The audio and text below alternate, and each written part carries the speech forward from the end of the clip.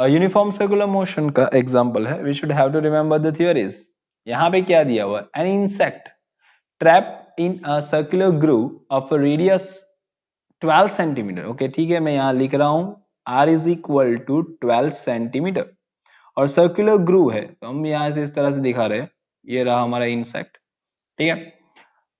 moves along groove steadily at the complete revolution, इस यहाँ से 7 रिवोल्यूशन कर रहा है, कितने सेकेंड में, 100 सेकेंड में, ठीक है। तो you can say that 100 second के लिए दिया है, हमें 1 सेकेंड के लिए चाहिए, तो कैसे लिख सकते हैं, 100 second takes in 100 second 7 revolutions are there, तो 1 second is equal to how much, हम इस तरह से लिखा सकते हैं। तो फ्रीक्वेंसी के लिए हम लोग यहाँ f is equal to 7/100 second inverse, और मैंने अभी जो बोला वो कि 100 सेकेंड में हम लोग 7 रिवोल्यूशन कर सकते हैं, तो 1 सेकेंड के लिए हाउ मच, ये सिर्फ नोट करने के लिए आप लोगों को दिखा रहा हूँ। where the f is equal to cross multiply 7/100, ये सिर्फ नोट करके लिख लीजिएगा। ये सपोज कैसे ना, आपको कैसा है वो पता ना चले, तो आप लोग स्मार्ट लोग हो तो ये सब लिखने का जरूरत नहीं है। चलो हो गया। अब डिफाइन क्या करना है, first what is the angular speed, चलो पहला का आंसर एंगुलर स्पीड डिफाइन करना है। उसके साथ साथ क्वेश्चन में दिया है linear speed, so omega is equal to question mark and the v is also question mark. Second one is that acceleration vector a constant vector, हमें क्वेश्चन का आंसर देना है, ओके उसके बाद इसका मैग्नीट्यूड डिफाइन करना है, तो एक क्वेश्चन मार्क।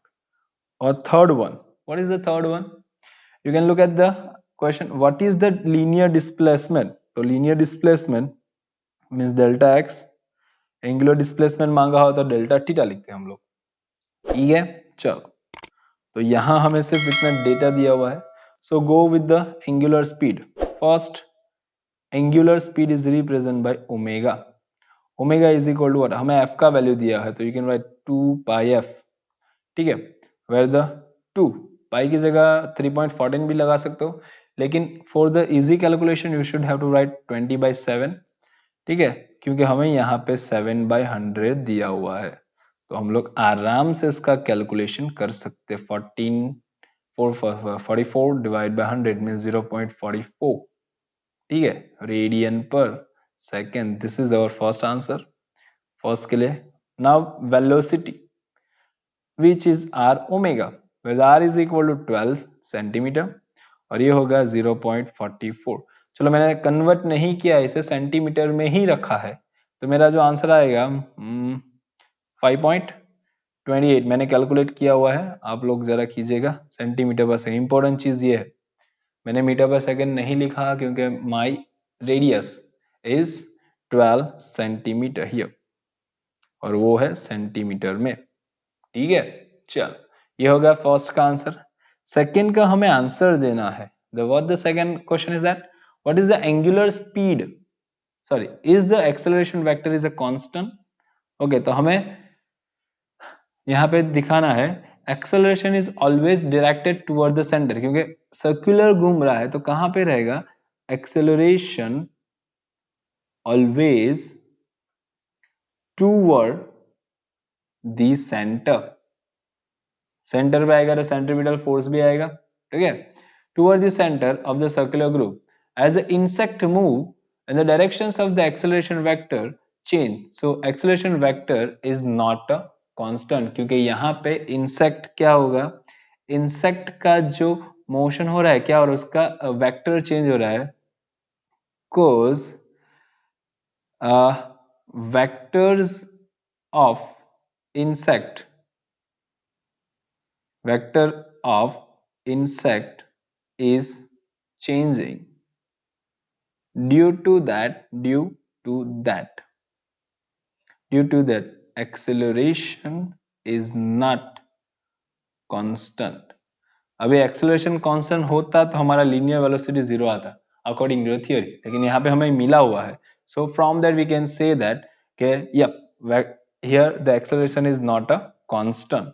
नाउ द हमें यहाँ पे एक्सेलरेशन डिफाइन करेंगे, a is equal to r omega square, a is equal to r omega square, ठीक है। तो यहाँ पे r का क्या दिया हुआ है, विच इज 12 सेंटीमीटर, राइट। तो हम लोग लिखेंगे 12 और ओमेगा, ओमेगा क्या है हमारे पास 0.44 जो ऑलरेडी हमने डिफाइन किया हुआ है 0.44 स्क्वायर। ओके, तो यहाँ पे 12 इंटू 0.44 स्क्वायर, तो 0.44 स्क्वायर को हम लोग डिफाइन करें उससे 12 से मल्टीप्लाई करें, you will get the answer what 2.32। But यहाँ पे हमने 12 सेंटीमीटर यूज किया है तो इसका यूनिट क्या आ जाएगा सेंटीमीटर पर सेकेंड स्क्वायर।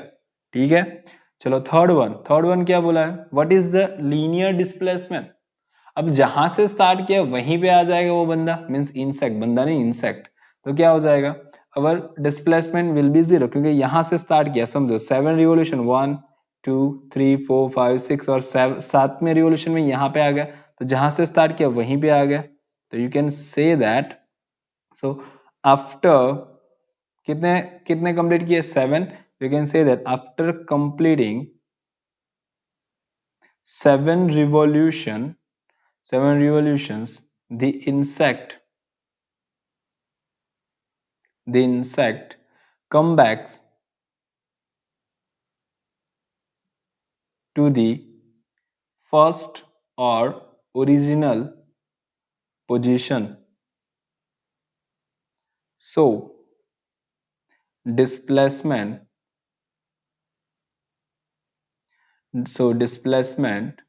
is 0. So यहाँ पे मैं लिख सकता हूँ delta x is equal to 0. So this is our 3 answer which they ask for in our questions. So that is the first linear velocity, ठीक है, और ये रहा हमारा acceleration which is not a constant and the 0, उसका reason भी यहाँ पे दे दिया हुआ है।